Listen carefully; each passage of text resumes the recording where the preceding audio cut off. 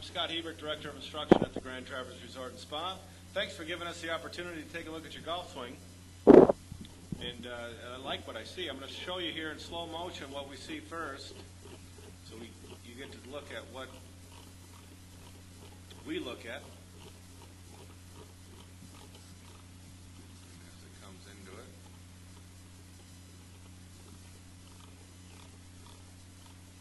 And what we see is just some fade tendencies in your golf swing.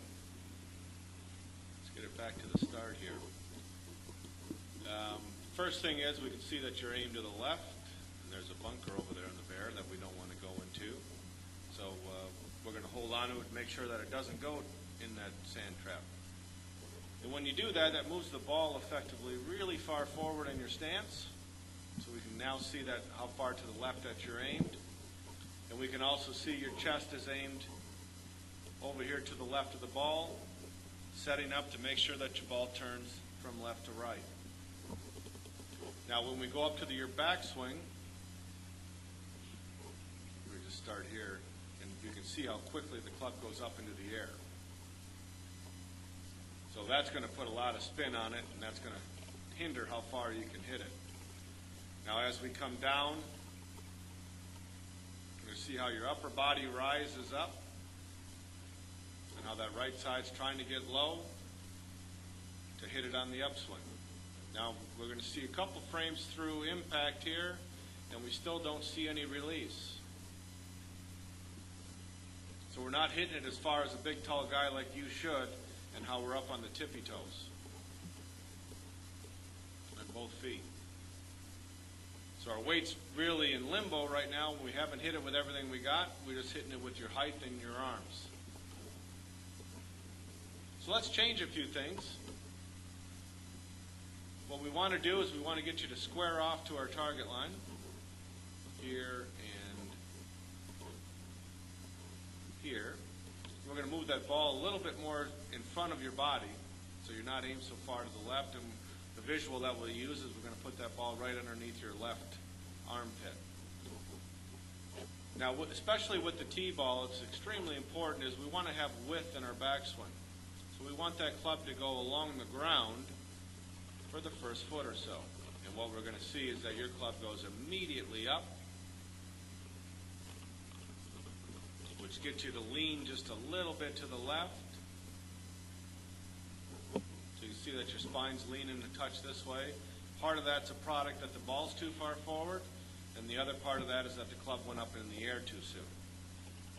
Now as we come down, we see your body starts to tilt back to the right the way that we'd like to see it.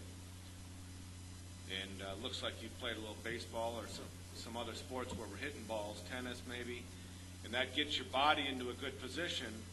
But we can see that your face is open,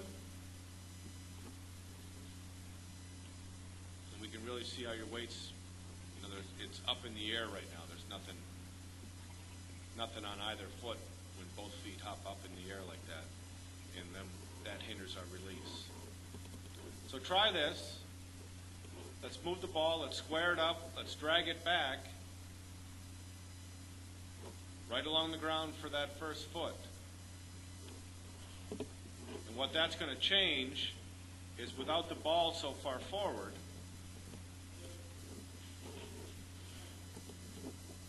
with the ball that far forward, you're just not going to want to move to the right because you're going to get too far behind it. So now if the ball was in this position, a little bit deeper in your stance, you would be more apt to move to the right and load up your weight, so we're going to have a little bit more to shift into it. And then the other picture that I want to put in there is when we watch good drivers of the ball, we see lots of release. So we can see here that his glove hand is underneath his right arm. We can see that your hand is still on top.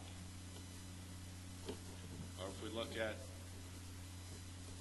Chad Campbell going through, we see the glove hand underneath.